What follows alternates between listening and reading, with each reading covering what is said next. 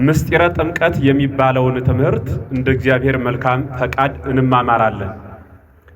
ከዚህ በኋላ የሚኖረን የትምህርት ጉዞ ምስጢራቱን እያጠናቀቅን መጓዝ ነው። ምስጢራቱን በዕለተ ዓርብ ሁሌም እንማማራለን። ምስጢራቱን ስንጨርስ የሀገር ታሪክ የቅዱሳን እንዲህ ያለ በጣም ይቀጥላል።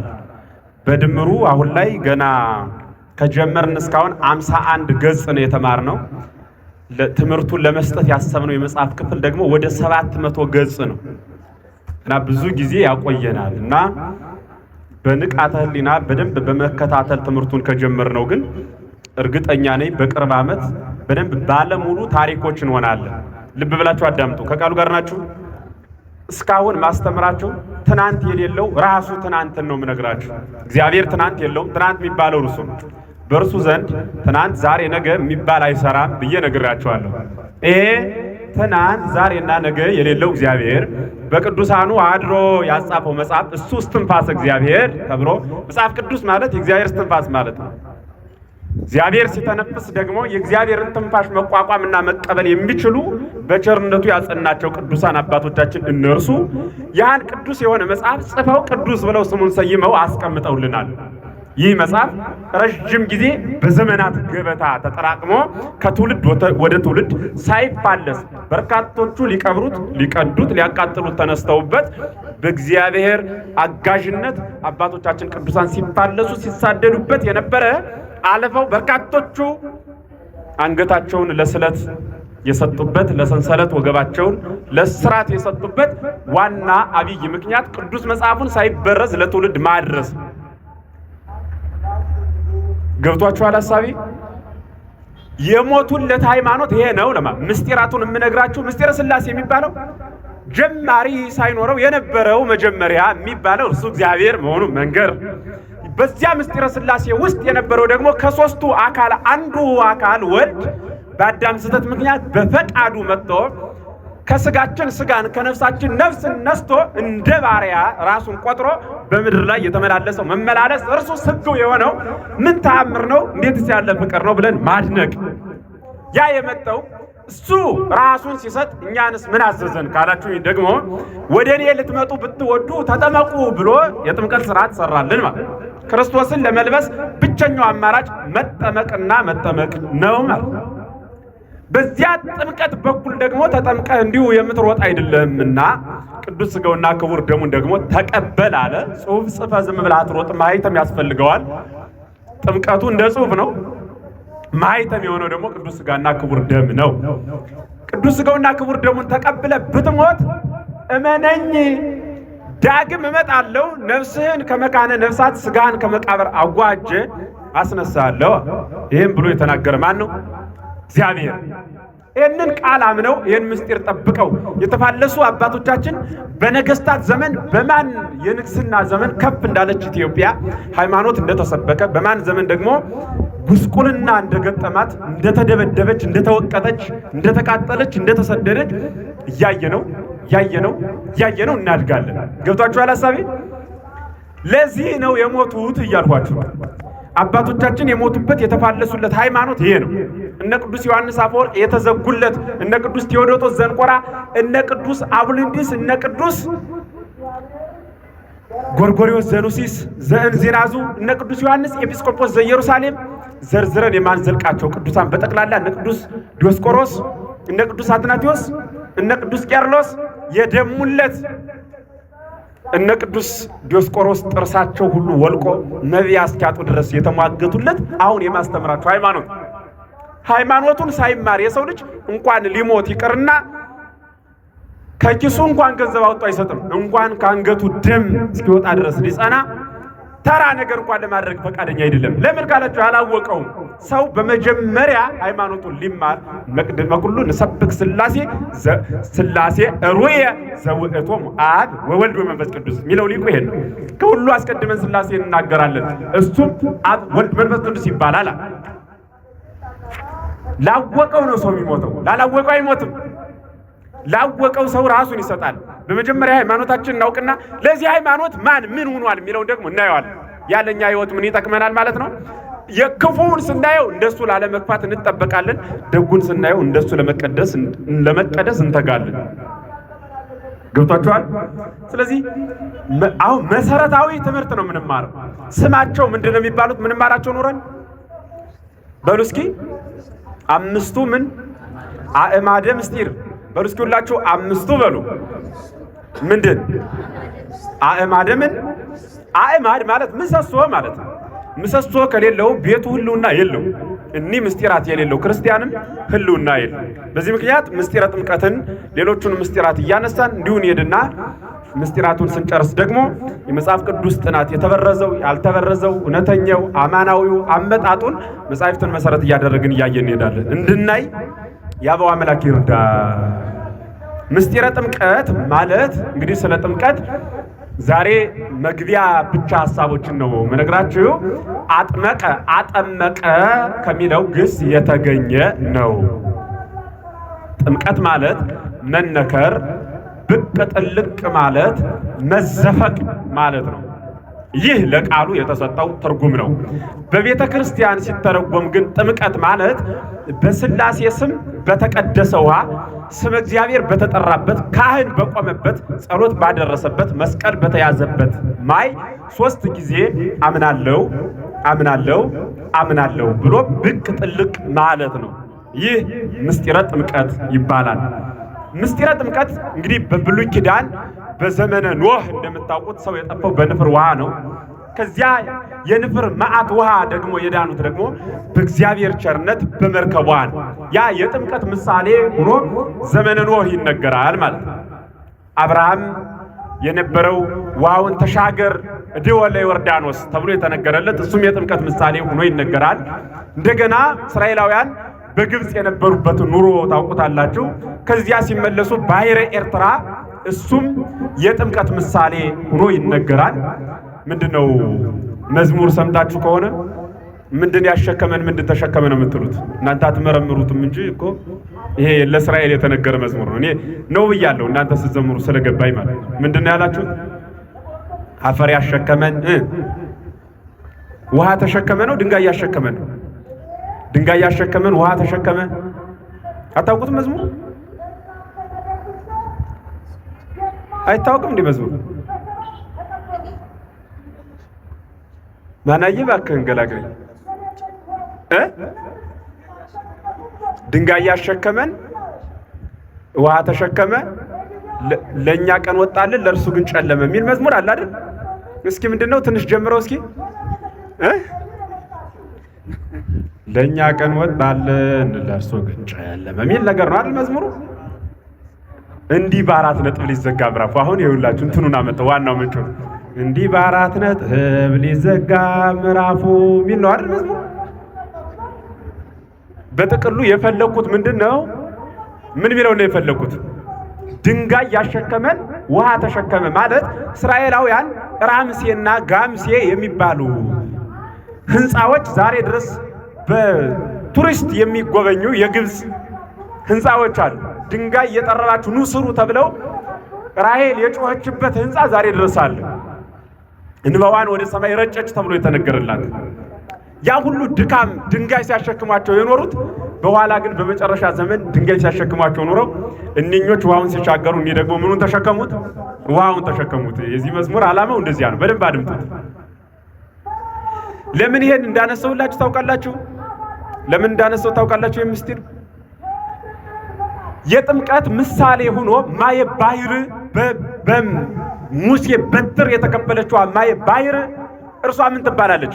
የጥምቀት ምሳሌ ሆና ትነገራለች ማለት ነው። በብሉይ ኪዳን ባለመዘፈቅ በነፃነት አልፎ በመሄድ ነው ውሃውን በመራመድ ኖህ ውሃ ውስጥ አልተጠመቀም። ውሃውን ተራምዶት በመሄድ የጥምቀት ምሳሌ ሆነለት። በሐዲስ ኪዳን ማለት አሁንም በብሉይ ኪዳን ውሃውን ተራምደው በመሄድ እስራኤላውያን የጥምቀት ምሳሌ ሆኗቸዋል። እድወለ ዮርዳኖስ የተባለው ደግሞ አብርሃም ዮርዳኖስን ሲሻገር ደረቅ እግሩ ሆኖ ተሻገረው። እሱም የጥምቀት ምሳሌ ሆነለት። እንደገና ካህኑ ሲሻገር ታቦተ ጽዮንን ይዞ ሲሻገር እግሩ ደረቅ ነበረ። ውሃ የሚባል አልነካውም። ይህ ምስጢሩ ምንድነው ካላችሁ ማየ በብሉይ ኪዳን ማየ ባሕርን ባለመንካት መሻገር ለማየ ጥምቀት ለሚተካው ለአዲስ ኪዳኑ ጥምቀት አማናዊ ነው። በአዲስ ኪዳን ደግሞ ጌታችን መድኃኒታችን ኢየሱስ ክርስቶስ በመጠመቅ በጥምቀት አደረገው ማለት። ይህ ጥምቀት ሐዋርያው ቅዱስ ጳውሎስ ለገላትያ ሰዎች በጻፈው መልእክቱ ምዕራፍ 3 ቁጥር 27 ላይ እናንተ የተጠመቃችሁ ክርስቶስን ለብሳችሁታል ብሎ ይናገራል። ቅዱስ ጳውሎስ የታምጣው ነው ክርስቶስ እኮ አልነገረንም ካላችሁት አላነበብከውም እንጂ ነግሮሃል ብሎ ቅዱስ ጳውሎስ ይመልሳል። የት ቦታ ካላችሁኝ በዮሐንስ ወንጌል ምዕራፍ 3 ቁጥር 5 ላይ ጌታችን መድኃኒታችን ኢየሱስ ክርስቶስ ራሱ ዘኢተወልደ ዳግመ እማይ ወእመንፈስ ቅዱስ ይትክልህ በዊአ ውስተ መንግሥተ እግዚአብሔር ብሎ ይናገራል። ዳግመኛ ከውሃና ከመንፈስ ቅዱስ ካልተወለዳችሁ በቀር ወደ እግዚአብሔር መንግሥት ልትገቡ አትችሉም ብሎ ተናግሯል። የሰው ልደቱ ሁለት ነው ብዬ ባለፈ ነግሬያችኋለሁ። ከመቃብር ያለውን ቆጥረው 3 የሚሉ አሉ። እሱ ግን ለሕዝብም ለአሕዛብም ስለሚሰጥ እንተው። የክርስቲያን ልደቱ ግን 2 ነው። አንዱ ልደቱ ከ9 ወር በእናቱ ማኅፀን ቆይቶ የሚወለደው መወለድ አንድ ልደት ይባላል። ሁለተኛው ልደቱ በማየ ገቦ የሚጠመቀው ጥምቀት እርሱ 2 ልደት ይባላል። የተማርነው አሁን የዘጋነው ትምህርት ምን የሚባል ትምህርት ነው? ምን የሚባለው ትምህርት? ምስጢረ ሥጋዌ የሚባለው ጌታችን መድኃኒታችን ኢየሱስ ክርስቶስ ራሱን በቀራንዮ በሰዋ ጊዜ ያለማንም አስገዳጅነት ያለማንም ተጽዕኖ ፈጣሪነት በራሱ ፈቃድ በአባቱ ፈቃድ በመንፈስ ቅዱስ ፈቃድ በቀራንዮ አደባባይ ምን አለ? ተሰቀለ። ሲሰቀል ሁሉም እንደ ፈረስ ጆሮ እንደ ጦር ጉረሮ ተካክለው ይህን መሲህ ሐሳዊ ሎቱ ስብሐት ምስጋና የደረሰውና ያልወጋ መጥቶ ያልወጋ ቤቱ ይቃጠላል፣ ሰውየው በእሳት ተቃጥሎ በድንጋይ ተወግሮ ይሞታል የሚል አዋጅ ወጥቶ ነበረ። በዚህ ምክንያት አንድ ጭፍራ ሐራዊ ይባላል። በስም አጠራሩ ለንጊኖስ ይሉታል። ሐራዊ ማለት የግብር ስም ነው። ለንጊኖስ ማለት የተጸውዖ ስም ነው። የግብር ስም ማለት ጭፍራ ማለት ነው። ሐራዊ የሚባለው ለንጊኖስ ማለት የተጸውዖ ስም መጠሪያ ስሙ ነው። ይህ ሰው መጥቶ ይወደዋል። አንድ አይና ነው የነበረ፣ እንዳይወገው ጌታን ይወዳል፣ እንዳይተወው ቤቱ ይቃጠላል ተብሏል። ከፍቅሩ ጽናት የተነሳ እየተንቀጠቀጠ ቀስ አድርጎ ጎኑን ቢወገው ከጎኑ ምንና ምን ፈሰሰ? በሉ እንጂ ውሃና ምን ደም ፈሰሰ። ውሃና ደም ሲፈስ ያ የፈሰሰው ውሃ ስሙ ምን ይባላል? ማየገቦ ይባላል። በሉ እስኪ ሁላችሁ ማየገቦ። ዛሬ ደሙ ዲያቆኑ በጽዋ ይዞ በቤተ መቅደስ ተቀድሶበት ለምእመናን ሁሉ ይሰጣል። ለታደሉት ማለት ነው። በንስሐ ተመላልሰው ሕይወታቸውን አጥበው ለተገኙት ይሰጣል። ይህ ቅዱስ ደም ይባላል። ስጋው መስቀል ላይ የተፈተተው ቅዱስ ስጋው ነው። እሱን ምስጢረ ቁርባን ላይ እናያለን። ምን ላይ እናያለን አልኳችሁ? እዛው ላይ ልተውና የፈለኩት ማንን ነው? ደምና ምን የፈሰሰው ውሃውን ብቻ ነው ለጊዜ የፈለኩት። ደሙ ላይ እንደርሳለን። ይህ የፈሰሰው ውሃ ማየገቦ ይባላል። ተቀዳሚ ተከታይ ተጨማሪ የሌለው አንዴ ካነጻ ዳግም የማያሳድፍ አማናዊ የሆነ ማንጫ ማለት ነው።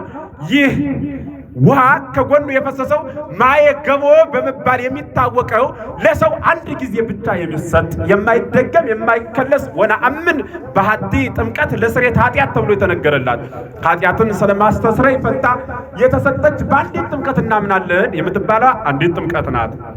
ይቺ ጥምቀት አንድ ሰው ከተጠመቀ በኋላ ሆብሎ ጴንጤ ሆኖ ፕሮቴስታንት የፈለገው ሙስሊምም ሆኖ ከ30 ዓመት በኋላ ዙሮ ቢመጣ ማየ ቄደር የሚባል ጥምቀት ይደረግለታል እንጂ ማየ ገቦ ግን ጥምቀት አይደረግለትም። ለምን ከተባለ ጥምቀት ስንት ነው አልኳችሁ? ጥምቀት ስንት ነው? ይቺ ማየ ገቦ የምትባለው የጌታ ጎን የፈሰሰችው ሁላችን የምንጠመቅባት ናት። ወይም ከመንፈስ ቅዱስ የምንወለድባት ክርስቶስን የምንለብስባት እሷ ማየ ገቦ ትባላለች። ማየ ገቦ ያኔ በዚህ ይህ ማየ ገቦ ተብሎ በቤተ ክርስቲያን የሚነገረው ማየ ገቦ የሰው ልጅ ከክርስቶስ ጋር ህብረት የሚያደርግበት ብቸኛው ጎዳና ማለት አማራጭ የሌለው በዚህም እኮ በዚህም የሚባል የሌለው ብቸኛው አማራጭ ማየ ገቦ በመባል ይታወቃል። ይህ ህሊና ላላቸውና የተረጋጋ ኑሮ ለሚኖሩ የሚሰጥ ነው። ካህኑ ቀድሶ የሚያድለው መታደል እርሱ ምን ይባላል? ማየ ገቦ ይባላል። ሁለተኛው የጥምቀት አይነት ደግሞ ማየ እሳት ይባላል። ምን ይባላል አልኳችሁ? ወይም ደግሞ ጥምቀተ እሳት ማለት ነው። የእሳት ምን ጥምቀት ማለት ነው። የእሳት ጥምቀት ማለት ክርስቲያኖች ሲታረዱ፣ ክርስቲያኖች ሲያልቁ በዘመነ ሰማዕታት የክርስቲያኖች አምላክ እውነተኛ ነው እስከ እሳት ድረስ እንዲጨክኑ ሲገቡ ያዳነ የጠበቀ እሱ ነው ብለው ለመጠመቅ ጊዜ ሳያገኙ እየዘለሉ ወደ እሳት እየገቡ ብዙ አሕዛብ ሙተዋል። ሰማዕታት በመባል የሚታወቁት እኒህ የተጠመቁት በእሳት ነው። በእሳት ጥምቀተ እሳት ይባላል፣ ወይም ጥምቀተ ሰማዕታት ይባላል፣ ወይም ደግሞ ምን ይባላል? የሰማዕትነት ጥምቀት ይባላል። እግዚአብሔር ባወቀ እሳቱን እንደ ውሃ ያደርግላቸዋል። በዚያው ይጠመቃሉ፣ እየሞቱ ማለት ነው። እየሞቱ ይጠመቃሉ። ወይም ደመ ሰማዕታት ማለት ደማቸው ጥምቀት የሚሆናቸው፣ ደማቸው ጥምቀት የሚሆናቸው እንዲያው ነው የሚያልፉ። በስንክሳር የምትሰሟቸው አብዛኞቹ ቅዱሳን ለፍቅሩ ይሳሳሉና፣ በሉ እስኪ ሁላችሁ በሉ ለፍቅሩ ይሳሳሉና፣ ለፍቅሩ በሉ እስኪ ይናደዳሉና። ይሄ የቤተ ክርስቲያናችን ትርጓሜ ነው። ለፍቅሩ ይሳሳሉና፣ ለፍቅሩ ይናደዳሉና። በአሕዛብ ፊት ሲገፋ ሲያዩት በፍቅሩ ተናደው ተንደርድረው ሂደው ሰማዕት ይሆናሉ። አንድ ሁለተኛ፣ በመማር ላይ ያሉ ገና ያልተጠመቁ እየተማሩ ያሉ። ሶስተኛ፣ ተምረው ሊጠመቁ ብለው መጠመቂያ ቦታ ያጡ። እኒህ በእሳት ያኔ አደጋ ቢደርስባቸው ቢሞቱ አደጋውን ደማቸውን ምን ያደርገዋል? እግዚአብሔር አልኳችሁ ምን ያደርገዋል? ጥምቀት ያደርገዋል። ሶስተኛውና የመጨረሻው ጥምቀተ መንፈስ ቅዱስ ይባላል። ምን ይባላል አልኳችሁ? ጥምቀተ መንፈስ ቅዱስ ማለት ልክ ለምሳሌ ሐዋርያት መቼ ተጠመቁ ሲባል እንደምታውቁት ብዙ አይነት አስተምሮ አለ። ሐሙስ ተጠመቁ የሚል አለ አይደለ? አይ እዚህን ቀን ተጠመቁ፣ እዚህን ቀን ነው የተጠመቁ፣ እዚህን ቀን በጣም ብዙ ነው የሚባለው። አብዛኛው ሊቃውንት የሚስማማበት ግን የሐዋርያት ጥምቀት የሚባለው ጥምቀተ መንፈስ ቅዱስ ነው የሚባለው። ጥምቀተ መንፈስ ቅዱስ ማለት መንፈስ ቅዱስ በሉ እስኪ ምን አለባቸው? መላባቸው በሉ እስኪ ሁላችሁ። ይህን ጥቅስ ፈልጉና አግኙት። ትንሽ ፍንጭ ልስጣችሁ። የሐዋርያት ሥራ ነው። ምዕራፍ 1 ጀምራችሁ ስታነቡ ታገኙታላችሁ። ያ መጥቶ የመላው መንፈስ ቅዱስና ቋንቋ የገለጸላቸው መንፈስ ቅዱስ እርሱ መንፈስ ቅዱስ ምን ይባላል? ምን ይባላል? ጥምቀተ መንፈስ ቅዱስ ይባላል። ጥምቀተ መንፈስ ቅዱስ የሚባለው በችግር ጊዜ በቀጠና ጊዜ እግዚአብሔር ባወቀ የሚሰጥ ስጦታ ነው። ገብቷችኋል? እንጂ አይ በቃ እኔ በመንፈስ ቅዱስ ተጠምቄያለሁ ብሎ ቤት ላይ መቀመጥ አይቻልም። ለምሳሌ የተመቻቸ ቦታ ከሆነ ይጠመቅ ዘንድ ግድ አለው። ቅዱስ ጳውሎስ መንፈስ ቅዱስ ነው አይደል የገሰጸው? ከገሰጸው በኋላ ግን ተነሳ፣ ዳነ አይደል? ከዚያ ምንድን ነው ያደረገው? ሐናንያ አጠመቀው አላጠመቀው? አጥምቆታል አይደል? ተጠምቋል። ከመንፈስ ቅዱስ ግሳጼ በኋላ የተመቻቸው ቦታ ካለ ካህኑ ካለ ጥምቀት ይደረጋል። ከሌለ ደግሞ እግዚአብሔር ባወቀ ሶስት አይነት ጥምቀት አለ። ጥምቀት ዘበእሳት የሚባለው በእሳት የሚደረገው ጥምቀትና ጥምቀት ዘበመንፈስ ቅዱስ በመንፈስ ቅዱስ የሚደረግ ጥምቀትና ጥምቀት ዘማየገቦ በማየገቦ የሚደረግ አማናዊ ጥምቀት። ማየገቦ መደበኛ ለሆኑ ሰዎች ሁሉ የሚሰጥ ማለት ነው። ደህና ደሩ።